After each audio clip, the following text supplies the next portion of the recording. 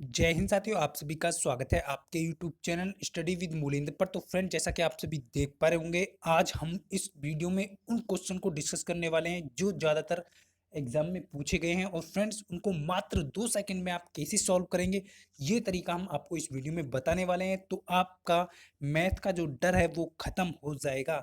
100% जो मैथ का डर है वो ख़त्म हो जाएगा। तो फ्रेंड्स, आज का लेवल बहुत ही अच्छा होने वाला है और आप क्वेश्चन को देखते ही तुरंत सॉल्व कैसे करें यहाँ पर आपको बताया जाएगा। तो वीडियो को बड़े ध्यान से देखें। वीडियो पसंद आए दोस्तों के साथ शेयर करें और लाइक करना तो भूलें ही नहीं। चलते हैं बिना किसी टाइम को वेस्ट किए वीडियो को शुरू करते हैं। तो फ्रेंड्स, यहाँ पर फर्स्ट क्वेश्चन आप सभी के सामने है और आपको बहुत तेजी के साथ क्वेश्चन को पढ़ना है, उसके बाद आंसर देना है। तो मैं यहाँ पर बताऊंगा, दो अंकों की किसी संख्या और उन अंकों को आपस में बदल कर बनाई गई संख्या के बीच अंतर सदा विभाज्य होता है। ये यहाँ पर पूछा गया है।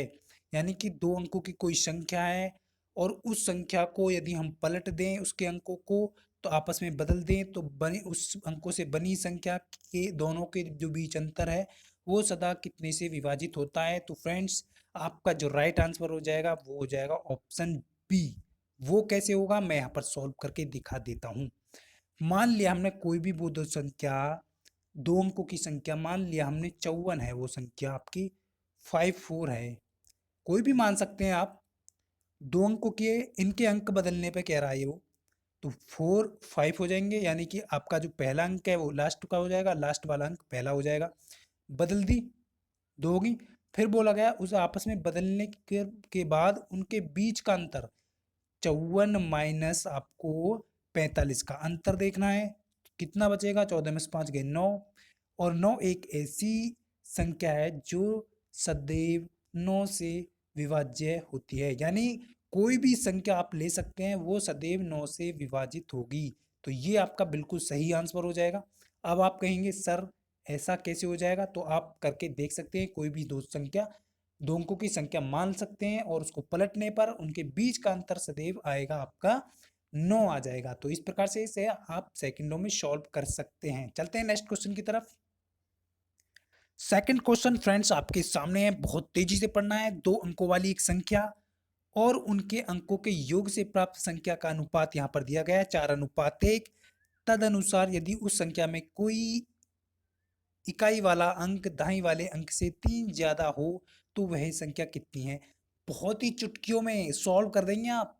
पहले तो आप यहाँ पर ऑप्शन से ही क्वेश्चन को सॉल्व कर देंगे। और एसएससी मल्टीटास्किंग परीक्षा 2013 में पूछा गया है ये प्रश्न। तो फ्रेंड्स, इसे सेकंडों में कैसे सॉल्व करना है, जैसे जैसे बोला है वैसे वैसे करना है। दो अंकों वाली होनी चाहिए वो संख्या। मान लेते हैं चार ऑप्शन दिए गए हैं, आप यहाँ से देख सकते हैं। दो अंकों वाली ये संख्या दी गई हैं चारों विकल्प में। उनके अंकों से प्राप्त संख्या का अनुपात 4:1 है। और उस संख्या में इकाई वाला जो अंक है वो दाईं वाले अंक से 3 ज्यादा है। तो यहाँ पर आप देख पा रहे होंगे, इकाई वाला जो अंक है वो दाईं वाले अंक से 3 ज्यादा किसमें है, एक तो सी ऑप्शन में है।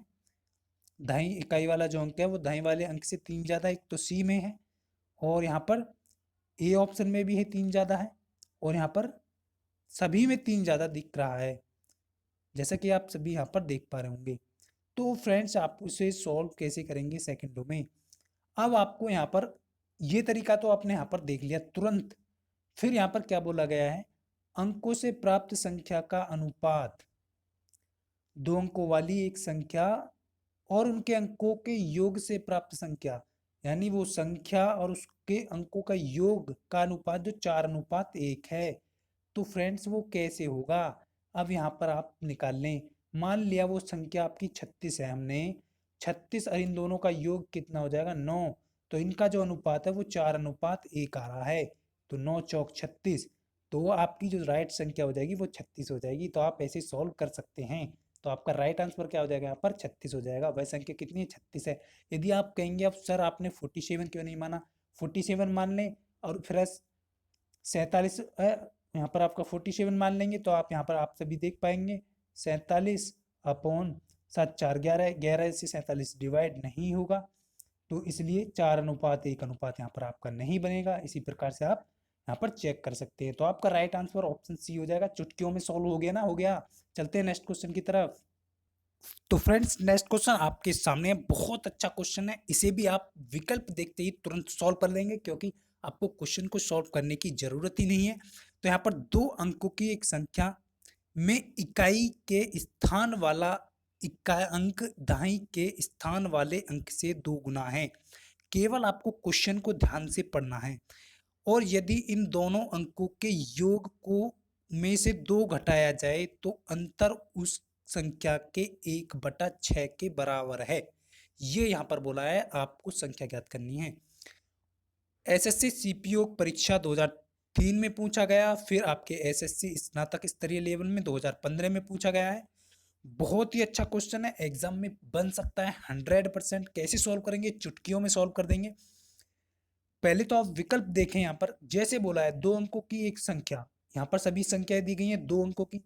इकाई के स्थान वाला अंक दहाई के स्थान वाले अंक से दो गुना है, यानी कि दहाई के अंक से दो गुना, इकाई का जो अंक है वो दहाई के अंक से दो गुना है। तो सी ऑप्शन आप देख रहे होंगे, यहाँ पर 2 दूनी 4 दो गुना है। ए नहीं है तो बिल्कुल नहीं होगा आपका राइट आंसर। यहाँ भी बी भी नहीं होगा और डी भी नहीं होगा। तो आपने चुटकियों में सॉल्व कर दिया, क्वेश्चन देखते ही ऑप्शन सी आ जाएगा यहाँ पर, बिल्कुल सही आंसर। और फ्रेंड्स वो कैसे हो गया, अब इसको हम संतुष्ट भी कर लेते हैं। कैसे हो जाएगा सी? कैसे सही दो हो सकता है? आपको दो ऑप्शन दे दिए हों, डबल वाले दे दिए जाएं, तो वो कैसे होगा संतुष्ट, इसे भी मैं बता देता हूँ। यहाँ पर आपका हो गया 24, मान लिया हमने 24 सही आंसर। यहाँ पर दुगना है, यहाँ पर जैसे बोला गया है इन्होंने, दहाई के अंक वाले अंक से दो गुना है, बिल्कुल है। इकाई का अंक दुगना है दहाई वाले से। अब बोला है दोनों अंकों के योग से दो, दोनों अंकों का योग कितना आ रहा है? यहाँ पर 6 है। 6 से 2 घटाएंगे आपका 4 आ जाएगा। और फिर लास्ट में क्या बोला है? अंतर उस संख्या के 1/6 के बराबर है। उस संख्या वो संख्या आपकी 24 आई है, 1/6 के बराबर ही, तो 6 चौक 24, यानी कि 4 के इक्वल है। तो बिल्कुल सही राइट आंसर आपका। इस प्रकार से आप इस क्वेश्चन को संतुष्ट भी कर सकते हैं कि ये सही है या गलत है। तो चुटकियों में सॉल्व हो गया ना। चलते हैं नेक्स्ट क्वेश्चन की तरफ। नेक्स्ट क्वेश्चन आपके सामने बहुत अच्छा प्रश्न है और एग्जाम में बार बार पूछा जाता है। तो फ्रेंड्स बहुत सारे स्टूडेंट इसमें बहुत टाइम लगाते हैं, तो इसे सेकंड में कैसे सॉल्व करेंगे? 1 सेकंड का क्वेश्चन है, देखते ही तुरंत आंसर देना है। चार लगातार विषम संख्याओं का औसत 40 है, विशालतम संख्या कौन सी होगी, यानी कि सबसे बड़ी संख्या क्या होगी? तो फ्रेंड्स इस प्रकार के क्वेश्चन आपको तुरंत आंसर देना होता है। वो कैसे? चार लगातार विषम संख्याओं का औसत 40 है। आप सभी को पता है 40 के बाद विषम संख्या कितनी आने वाली है? 41 आने वाली है और 43 आने वाली है। और यहाँ पर आपकी सबसे विषम संख्या जो आएगी, सॉरी यहाँ पर एक बार दिखा देता हूँ। 40 इसका आपका औसत है, 41 इसकी बड़ी आ जाएगी, 43 इससे बड़ी आ जाएगी, क्योंकि बीच का आपका औसत होता है। और यहाँ पर 39 आ जाएगी इससे छोटी, और यहाँ पर 37 आ जाएगी। तो फ्रेंड्स यहाँ पर चार विषम संख्याएं हैं, चार ही संख्याएं ना ये विषम, इनका औसत है ना बीच वाला 40। तो विशालतम संख्या पूछिए। अब प्लस यहाँ पर आप जोड़ लें फर्स्ट और लास्ट को, 7 3 10, 4 3 7 और 1 8, 2 से डिवाइड कर दें, 40 आ गया। तो औसत इनका 40 है। तो सबसे बड़ी संख्या पूछी जाए तो आपकी 43 हो जाएगी, सबसे छोटी पूछी जाए तो 37 हो जाएगी। तो चुटकियों में सॉल्व कर लेंगे, चुटकियों में। तो सबसे बड़ी संख्या कौन सी हो जाएगी? यहाँ पर आपकी 43 हो जाएगी। तो इस प्रकार के क्वेश्चन आप आसानी से सॉल्व कर सकते हैं। चलते हैं नेक्स्ट क्वेश्चन की तरफ। नेक्स्ट क्वेश्चन आपके सामने फ्रेंड्स बहुत अच्छा प्रश्न है, एसएससी सीपीओ की परीक्षा में पूछा गया है 2017 में सेकंड पाली में, और आपकी परीक्षा में भी पूछा जा सकता है, क्योंकि इस क्वेश्चन का कोई लेवल नहीं होता। प्रथम 13 प्राकृतिक संख्याओं के घनों का औसत क्या होगा, यहाँ पर पूछा गया है। बहुत इंपॉर्टेंट प्रश्न है, बहुत सारे स्टूडेंट इस क्वेश्चन में हिल जाते हैं। तो मिनटों और सेकंडों में कैसे सॉल्व करना है इस क्वेश्चन को, मैं आपको यहाँ पर बताने वाला हूँ। तो फ्रेंड्स इससे पहले आप वीडियो को ज़्यादा से ज़्यादा लोगों को शेयर कर दें, कि जिससे कि सभी को लाभ मिल सके, और इसका जो प्रचार है वो आप सभी ज़्यादा से ज़्यादा करें। तो फ्रेंड्स क्वेश्चन को ध्यान तरीके से सुनना है। प्रथम 13 प्राकृतिक संख्याओं के घनों का औसत क्या होगा, यहाँ पर पूछा गया है। तो आपने पढ़ा होगा आपके एसएससी अग्रवाल के मैथ में फर्स्ट पेज पे ही बहुत सारे फॉर्मूले दिए गए हैं। n प्राकृतिक संख्याओं के घनों का योग, वर्गमूलों का योग, संख्याओं का योग, ये सभी दिए होते हैं। तो वो फॉर्मूला यहाँ पर आपको यूज करना है। छोटा सा फॉर्मूला है, कैसे यूज करेंगे? प्रथम n प्राकृतिक संख्याओं के घनों का औसत वाला फॉर्मूला यहाँ पर आपको लगाना है। तो वो क्या होता है, यहाँ पर मैं आपको कर देता हूँ डिसाइड। तो आपको क्या करना है, यहाँ पर n+1 अपॉन 4 का स्क्वायर, यानी n+1 का स्क्वायर, या इसे आप 2 भी लिख सकते हैं, फिर अंडर कर लेंगे टोटल। ये फॉर्मूला आपका पूरा होता है यहाँ पर। इसमें केवल आपको प्राकृतिक नंबर रखने हैं, वो आपको मैं रख के बता देता हूँ कैसे रखने हैं। तो यहाँ पर जैसे आप रखेंगे 13 गुना 13 एक आपका अंदर n+1 था ना, 14 का 2 बार यहाँ पर गुणा हो जाएगा आपका, और आपका बटे में 4 आ जाएगा। जब आप इसे डिवाइड करेंगे तो आपको यहाँ पर 2 बार कट जाएगा, ये 7 बार, ये भी आपका 7 बार, यहाँ 4 खत्म हो जाएगा। 7 सत्ते 49, 13 गुणा 49 यहाँ पर आपका राइट आंसर आ जाएगा 13 गुणा 49, राइट आंसर आ जाएगा 637। तो बिल्कुल ऑप्शन डी यहाँ पर बिल्कुल सही हो जाएगा। तो सेकंडों में सॉल्व हो गया ना, हो गया, केवल सेकंडों का यहाँ पर क्वेश्चन एकदम सॉल्व हो जाएगा सेकंडों में। चलते हैं नेक्स्ट क्वेश्चन की तरफ। नेक्स्ट क्वेश्चन आपके सामने है, ये भी बहुत इजी क्वेश्चन है, उसी प्रकार से होना है, लेकिन इसका भी फॉर्मूला बहुत डिफरेंट है। प्रथम 10 प्राकृतिक संख्याओं के वर्गों का औसत पूछा है, वहां पर घनों का औसत पूछा था, यहाँ पर वर्गों का औसत पूछा है।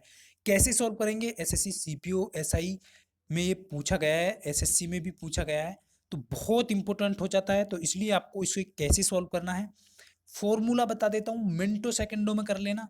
कैसे करेंगे? n प्राकृतिक संख्याओं के वर्गों का योग वाला फॉर्मूला यहाँ पर लगेगा। तो कैसे हो जाएगा, यहाँ पर मैं बता देता हूँ, n+1 और 2n+1, यहाँ पर कोष्टक में बंद, यहाँ पर n+1 है अपॉन टोटल का 6। तो ये वाला फॉर्मूला आपको यहाँ पर लगाना है, n+1 2n+1/6। अब यहाँ पर आपको नंबर रख देना है, जितना नंबर पूछा है, नंबर क्या है, 10 है। तो मैं यहाँ पर सॉल्व कर देता हूँ, 10 गुना 10 और 11 हो जाएगा, n+1 था, फिर आपका गुना 2n, यानी कि 10 दूनी 20 और 1 21 हो जाएगा यहाँ पर, और फ्रेंड्स अपॉन में 6 हो जाएगा। जब आप इसे डिवाइड करेंगे तो आपका जो राइट आंसर आ जाएगा 38.5 आ जाएगा, 38.5। तो इस प्रकार से आप इसे आसानी से सॉल्व कर सकते हैं सेकंडों में। चलते हैं नेक्स्ट क्वेश्चन की तरफ। तो फ्रेंड्स नेक्स्ट क्वेश्चन आपके सामने बहुत ही अच्छा प्रश्न है, कैसे सॉल्व करेंगे? चुटकियों में सॉल्व कर देंगे। 5 क्रमांकित विषम धन पूर्णांकों का औसत 9 है। यहाँ पर 5 क्रमिक विषम धन पूर्णांक का जो औसत है वो 9 दिया है। इनमें से सबसे छोटा क्या होगी, यानी कि सबसे छोटी संख्या क्या होगी, यहाँ पर पूर्णांक निकालना है आपको।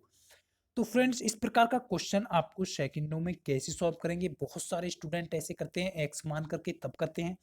तो क्वेश्चन को देखना है क्या बोला गया है, तो मिनटों में और सेकंडों में कैसे सॉल्व करेंगे। जैसे यहाँ पर बोला गया है 5 क्रमांकित, जब भी क्रम में बोला जाए, का पूर्णांक का औसत 9 है। तो फ्रेंड्स आप सभी को सबसे पहले यहाँ पर औसत लिखना है। औसत है आपका 9। विषम पूछा है, विषम के बाद 9 के बाद विषम जो संख्या आती है आपकी, एक तो 11 आती है विषम के बाद, फिर 13 आती है, और फिर इसके बाद यहाँ पर जो आएगी वो आ जाएगी आपकी 7 आ जाएगी, और फिर 5 आ जाएगी। यहाँ पर पूछा 5 क्रमांकित विषम धन पूर्णांकों का जो औसत है वो 9 है। तो फ्रेंड्स ये 9 है, वो भी तो विषम ही है। तो टोटल जो संख्या होगी आपकी 5 7 9 11 13, ये 5 संख्याएं होगी क्रमांकित, इनका औसत 9 है, क्योंकि विषम संख्याओं का औसत विषम आता है। ये आपको यहाँ पर ध्यान रखना है। वो कैसे आएगा मैं आपको बता दूंगा। फर्स्ट संख्या और आपको लास्ट संख्या ऐड करनी है और 2 से डिवाइड कर देना है। 13 5 18, और 2 से डिवाइड करेंगे तो 2 यहाँ पर 9 आ जाएगा। तो औसत कितना आया आपका, 9 आया। तो इस प्रकार के क्वेश्चन आपको हिलजा देते हैं तो आपका जो राइट आंसर आ जाएगा यहाँ पर, सबसे छोटा पूछा जाए तो 5 हो जाएगी, यहाँ पर सबसे बड़ी पूछी जाए तो यहाँ पर वो हो जाएगी 13। तो इस प्रकार से आप इसे सॉल्व कर सकते हैं। तो यहाँ पर जो राइट आंसर हो जाएगा आपका 5 हो जाएगा। तो इस प्रकार से आपका आई होप आप सभी को ये क्वेश्चन समझ में आ गया होगा। चलते हैं नेक्स्ट क्वेश्चन की तरफ। नेक्स्ट क्वेश्चन आपके सामने है, कैसे सॉल्व करना है। प्रथम 5 अभाज्य संख्याओं का औसत निकालना है। यहाँ पर पूछा गया है प्रथम 5 अभाज्य संख्याओं का औसत कितना होगा। आप सभी अभाज्य संख्याएं जानते होंगे, जो स्वयं से और एक अतिरिक्त संख्या से डिवाइड होती है, वही अभाज्य संख्या कहलाती है। तो फ्रेंड्स, प्रथम अभाज्य 5 संख्याओं का औसत कितना होगा। बहुत सारे स्टूडेंट क्या करते हैं, 1 से स्टार्ट कर देते हैं, क्योंकि एक, लेकिन एक जो वो आपका अभाज्य संख्या है ना भाज्य संख्या है। तो यहाँ पर 2 जो है वो आपके अभाज्य संख्या है, तो 2 से स्टार्ट करना है आपको। 2 हो जाएगी आपकी 1, 3 हो जाएगी, 5 हो जाएगी, 7 हो जाएगी और फिर आपकी 11 हो जाएगी, क्योंकि 9 3 से डिवाइड है तो वो भाज्य संख्या है। ये 5 संख्याएं होगी, इन्हें ऐड कर लेंगे, आप ऐड कर लीजिए। जितनी संख्या ऐड है उतने से भाग दीजिए, 5 से भाग दे दीजिए। राइट आंसर कितना आ जाएगा, 28/5 आ जाएगा यहाँ पर, बटे 5। 5 से डिवाइड करेंगे तो आपका 5.6 आ जाएगा। बिल्कुल यहाँ पर बी ऑप्शन हो जाएगा, बिल्कुल सही। तो आई होप आपको ये क्वेश्चन समझ में आ गया होगा। चलते हैं नेक्स्ट क्वेश्चन की तरफ। नेक्स्ट क्वेश्चन आपके सामने बहुत ही अच्छा प्रश्न है फ्रेंड्स। यदि आपको ये क्वेश्चन अच्छा लगता है तो आप वीडियो को ज्यादा से ज्यादा शेयर करें। 2 पूर्णांकों जिनका गुणनफल 24 है के योगफल का न्यूनतम मान कितना होगा, यहां पर पूछा गया है। बहुत अच्छा प्रश्न है। लैंग्वेज को समझना बहुत जरूरी है। इस प्रकार के क्वेश्चन को स्टूडेंट गलत करते हैं। तो सबसे पहले कैसे सॉल्व करेंगे, यहां पर 2 पूर्णांक है जिनका गुणनफल 24 है। तो फ्रेंड्स, सबसे पहले जैसे बोला गया है 1 गुना 24, 2 पूर्णांक मान लिया हमने, वो 1 और 24 जिनका गुणनफल 24 है। फिर 24 के 2 गुना 12, 24 इसी प्रकार लिखने हैं आपको। तो 1 24, 1 24, 2 12, 3 8 या 24 और 4 6 24। इससे ज्यादा इसके कोई 2 पूर्णांकों के गुणनफल नहीं है। अब यहां पर पूछा गया है कि योगफल का, यानी ये जो पूर्णांक है इनके योगफल का न्यूनतम मान निम्न में से क्या होगा। तो फ्रेंड्स, यहां पर आप सभी देख पा रहे होंगे, न्यूनतम मान निकालना है आपको।